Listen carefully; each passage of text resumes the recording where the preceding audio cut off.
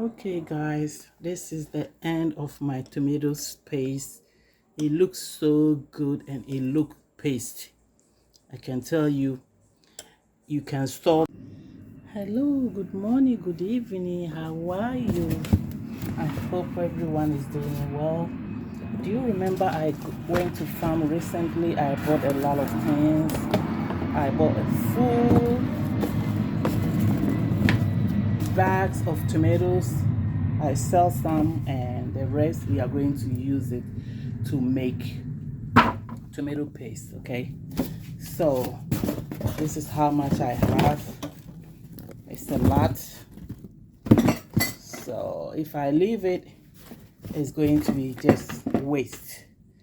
So I decided to use it for tomato paste. I'm gonna wash it, then we'll use it for tomato paste. I have my onions, my red bell pepper, and my root beet, red beet. Okay, so let's wash it and cut it. All right, everything is being washed. Let's cut it. Cut the stem out. These tomatoes don't have much seed, so I'm going to leave the seed in. If you have too much seed, you can take some of the seed out, but because it doesn't have much seed, I'm gonna leave it because this is straight from farm. You can tell, see how red it is. If you buy it from supermarket, it has some green, the inside is green, but this one is very good. Cut it in small pieces. We are going to boil them. Okay, and this is from farm, so I'm going to peel it like that and cut them. Okay, now I peel the beetroot. I have my whole onions. This beetroot is not that big, so we are not going to cut it. Let's put it in the pan. The onion goes in the bottom. The beetroot can go to the tomatoes. So I'm going to cut the rest and bring all of them here and boil it for 15 minutes. Okay, so what you need is onions, beetroot, and the tomatoes, and the red pepper.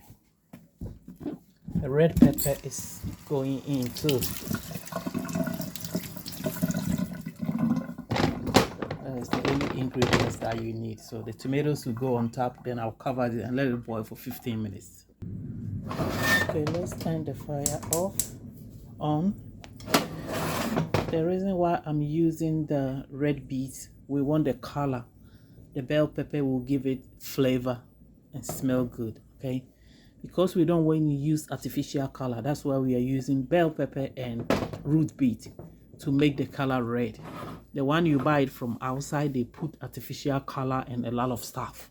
So because we are not using any artificial color and flavor, we are using this to make it colorful and nice. Let's cover it, let it boil for 15 or 20 minutes until all it becomes soft, then we'll blend it. Okay guys, you see the tomatoes and the onions and the pepper has cooked for 15 minutes. I did not put any water, I did not add any water. The tomatoes have the juice by itself, so when you are cooking the tomatoes, don't add any water. Okay, it has its own juice that will come out. So I'm going to turn the fire off. I have my blender here. I will let it cool down a little bit, then we'll blend it. All right, it's been cooked for 15 minutes. You don't have to peel it. If your blender is good, you can blend it nice. Let's take the seed out, the pepper seed.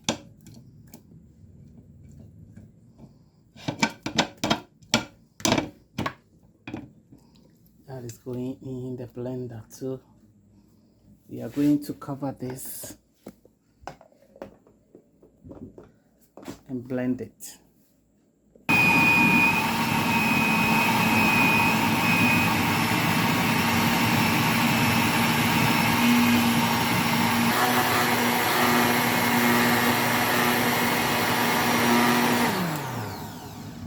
check it out.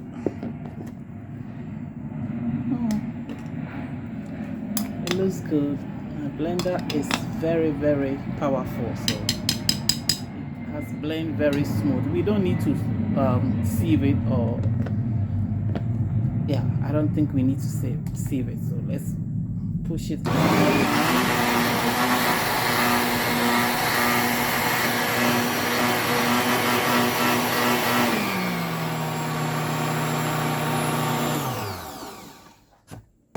That's it. Let me pour it here first in case we need to sieve it. We'll see if we need it or not. Let's go for another batch because we have a lot here. So I'm going to blend all this with the then we'll put it together and see if we need to sieve it. I don't think we need to sieve it, so it will go to the saucepan straight. Okay, now everything is blended. We have our red saucepan here. Because it's tomatoes, everything is red. We are going to use red saucepan.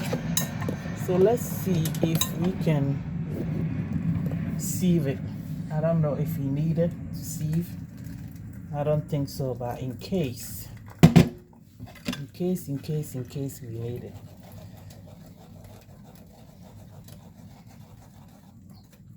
Yeah, the blender is good, so it's very smooth, but doing that in case of any seed or any skin of the pepper. Actually, there's nothing in because my blender is very nice. My blender is very sharp.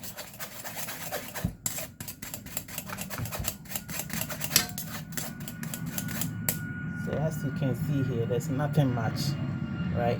That I will continue to sieve it until I get everything smooth tester. Okay, all right, let's go ahead and continue to sieve. Okay, this is the last batch. From here, it's going to straight to the stove. We are going to cook it for hour, good hour, maybe more than that, because what we are looking for is a paste tester. If you don't cook it, you can't get it thick. You have to cook it in a good hour. Okay, let's put it in the fire. Okay, let's turn the fire on. The fire should be medium heat. See, it's already look like a paste because I use peppers, onions, and beetroot. So that's how the color looks so perfect. The beetroot, it was too much, so I decided to leave some of it. This is from farm. All right. See how it looks? When you buy it from supermarket, you can't get it fresh and red like that. All right, so I'm going to cover this and let it boil. I'll come and check it over. All right, I'll come and check it every 10 minutes or so and stir it until it becomes thick that you can see it looks like tomato paste. All right, we'll put a little salt later, just a little touch of salt. That's it. Okay guys, let's check the tomato paste. Oh my goodness, look at the mess. Look at this mess. I tell you, look at my stove. Everywhere is a mess, but it's worth it because you can freeze this and use it for days. So this is how it's gonna look, but I'm going to cook it a little more. I cook it more than an hour, maybe hour and 20 minutes. I'm going to cook it extra 10 minutes or so. Then it will be firm, it will be dry. It still have a little bit of water in. You see? Make sure all the water has evaporated. You can see the bubble is there. That means there's a little water in. Okay, so we are almost. Let me cover it and cook it for another 10 minutes.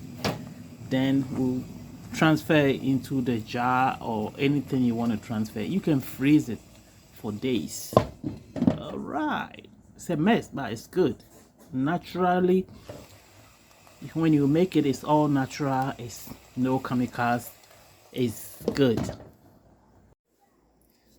Okay guys, now the tomato paste is ready. You can tell it's really firm and you don't see any water in. Okay, together I cook it about hour and a half. You need time. You see, you have a mess. I have a mess here. Don't worry about the mess. This can serve you a whole month. Okay, it's worth it to do your own tomato paste. No chemicals, no cornstarch, no flour, no powder artificial, no junk, no sugar. Very, very, very healthy. I'm going to store it here. Okay, make sure it's dry. You have your bottles, make sure everything is dry so it won't be another jar for you to scoop it here. Oh my goodness, this doesn't look like tomato paste. Tell me, this doesn't look organic tomato paste? Yes, it does. How many minutes? You might think it's too much, but it's worth it. All right, so let me finish scooping everything, then I will show you how to store it. Okay, it looks so good. Okay guys, this is the end of my tomato paste. It looks so good and it looks paste. I can tell you, you can store this for a whole year. Okay, I forgot to show you, I put a little bit of touch of salt when it was cooking. So let's add a little bit of oil on top. Add a little bit of oil so it can preserve it.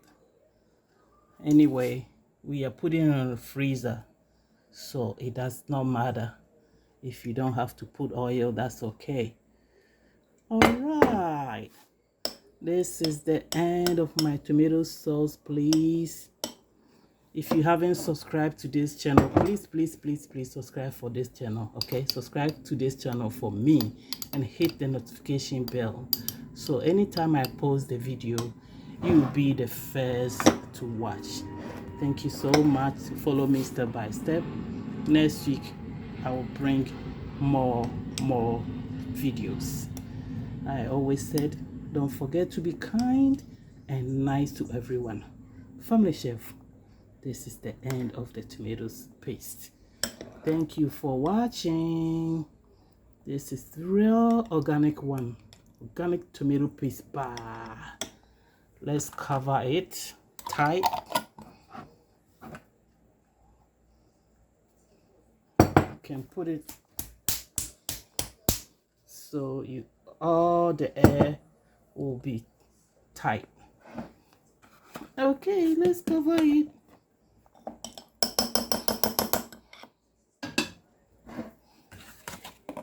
Tight.